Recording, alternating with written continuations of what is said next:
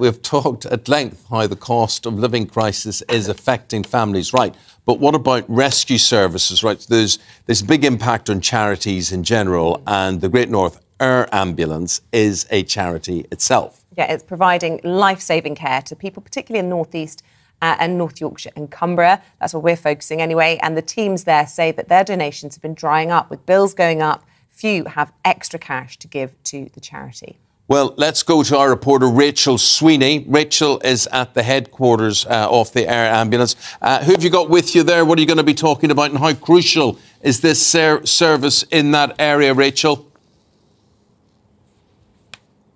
Good morning, Eamon and Isabel. Yes, the Great North Air Ambulance Service is in its 20th year this year, and in that time, the crews have responded to more than 23,500 incidents. Joining me now is CEO David Stockton and critical care paramedic Jamie Walsh. David, we'll start with you. In order to keep this service going, you need to raise £6.7 million a year. I mean, that's a great deal of money without being in a cost of living crisis. Absolutely. It's a staggering amount of money. What I can reassure everybody is that money is put to great use. So we have lots of ways of raising that money, and the public have always been very generous in our 20 years of supporting us to do that. So whether that be mass participation events, or whether it's supporting us through our recycling programmes of clothing or legacies, it's one of our biggest forms of income. They generally come out and help us to do that every time. What does that money go towards? Because your fuel costs for the helicopter that is behind me, that must have gone skyrocketed as well. Yeah, so we face the same challenges every other business that's out there. So our gas, our electricity, our normal utility bills have all gone up. Our normal fleet diesel has gone up almost 180%. I think it is. It wasn't that long ago we were commenting on £1 a litre for diesel. It's now obviously touching towards £2, isn't it, for our normal fuel? And so our fleet is very expensive. The helicopter you'll see behind us, incredibly expensive to maintain and run. We use about 25,000 litres of fuel in that every month.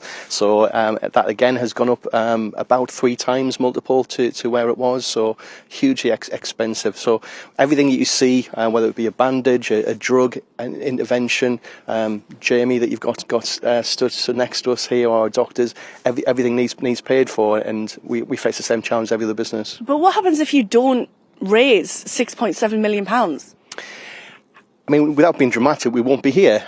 We've been very fortunate over the last 20 years that the public has seen the need. They've supported our cause greatly to put that full medical kit, whether it be the helicopter, the emergency department effectively out to the scene. They've supported us very well to do that. So we do have some reserves which sourced through the pandemic.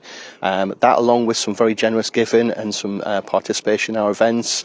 Things like of the Great North Run, for instance, that's a huge money earner for us, getting people to go out there and to raise funds for us. Mm-hmm. So people have done that all the time, but without being dramatic, we couldn't be here without the public support, so we're eternally grateful for that. Couldn't be here. Jamie, can you just very quickly explain how crucial your role is? What happens when you get to a scene? Yeah, I mean, we cover from the Scottish borders to the Yorkshire borders, not east coast to west coast, so we cover 8,000 square miles of the UK to provide that, like David said, the emergency department to the scene. So that's anaesthesia and surgical skills and critical care skills to those patients who at that time are probably the most critically unwell patients in the country. And we have that opportunity to sort of make that situation a lot better. And it's a very privileged position to have, you know, the people of the north of England, the North East and North Western Cumbria to, you know, help us deliver this kind of care to those patients who are most in need. But we are that resource for that region. You know, this kind of critical care can't be delivered by anyone else in this region, so it is imperative that we continue to get that support to raise that money to provide this service. Jamie Walsh and David Stockton, thank you so much. A deeper look at the cost of living crisis and how it affects charities and rescue services that are so crucial to the north of England. Well, Rachel, thank you for highlighting that. And it's obviously just not a problem in the north of England, everywhere, because these air ambulances are charities. Thank you very much indeed. As I was lying what's the word? Flat on my back. Prostate. That's the word. What's that word again? Prostate. See, I thought that was something Well, there's in your two bottom. meanings to the word. Has it? Yeah, Right. yeah. Okay. So, anyway, I was lying Prostate. in hospital. I could just hear the helicopters, and in days of old in Belfast, that would have been army helicopters in and out of bases.